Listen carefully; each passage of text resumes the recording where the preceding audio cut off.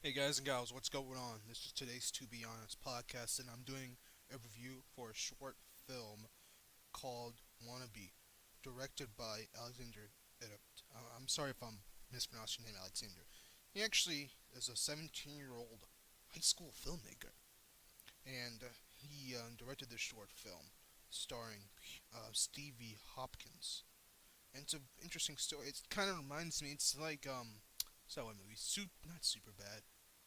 Super directed by James Gunn, who ended up directing Guardians of the Galaxy, starring Ray Wilson from The Office, and the actress played Juno, Ellen Page, and Kevin Bacon. And this was an interesting movie. Short film is about 17 minutes and 43 seconds. So let's begin. Let's start with the story. So the story is actually pretty good. It's pretty interesting. A character named Peter Anderson, and he is a wannabe superhero. He becomes a vigilante, and he has his best friend, who is Mitchell, played by this guy named Tommy Sullivan, and he wants to be a real superhero. He wants to fight crime. He wants to stop things, but it doesn't work out because he stops this car, and this guy comes out with a gun, and one thing led to another, and his friend gets shot in the leg. So after that, people catch it on YouTube, and he's called Wannabe, and it just stuck. So he's just a wannabe super. And he wants to he wants to be able to actually fight crime and do things, but he really can't. It's like this guy is someone who watched too much Superman, Batman as a kid, and now he's like, I can do this. I can do this. It's almost like the version of Kick-Ass without, he didn't know the right people to give him the right stuff. You know what I mean?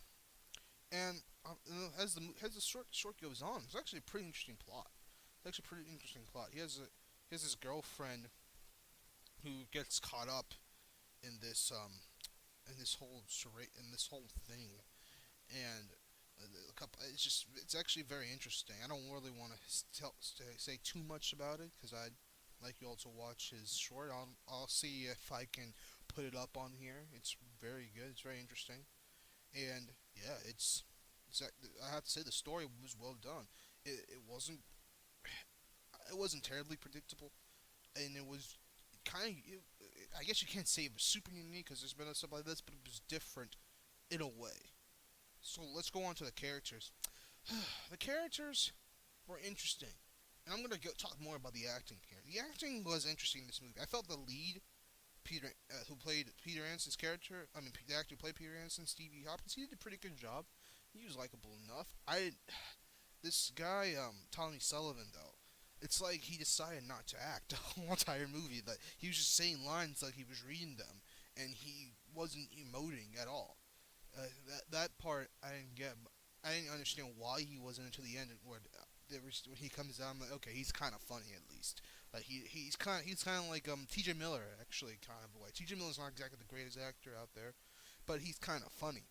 So I guess that makes up for it. He's not as funny as T.J. Miller. There's some stuff where I'm like, yo, can't you just emote? You're just saying these lines. Like when he gets shot in the leg, I understand it wasn't as bad as a shot. And he wasn't really dying, but at the same time, he was just saying, "Oh, my leg, my leg." He should at least be, acting, really acting like he was dying. Like that wasn't convincing at all.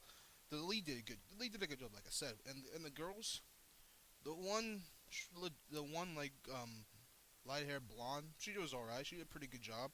Yeah, the girl that played Katie, Cara Aguilera. She was hit or miss. I was disappointed in the next to last scene. I felt that should have been a really heavy, intense scene, but everyone downplayed that scene. And but as far as like character development, there wasn't really that much. I guess Mitchell kind of had some, but Peter, you know, he kind of just he just kept doing his thing. He just kept wanting to become Superman, and he tried, and he got himself into like another mess. So as far as that, the characters were pretty decent. Like the acting, like I said, was kind of hit or. But it wasn't really hit or miss. That Mitch said that the Tommy Sullivan guy didn't do that good of a job. Stevie Hopkins did all right, and everyone else was decent. But at the end, I didn't like. I thought that scene could have been done with better. I felt they could have emoted more.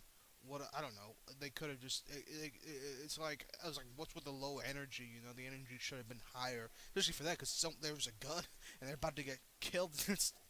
So yeah, that could have been taken care of a little bit better. So let's talk about the visuals, camera movement also. Well-made movie production value-wise. The sound design was nice. That's not visuals, but I like the sound design. The camera movement was very well done. I'm not exactly sure what camera he filmed this on.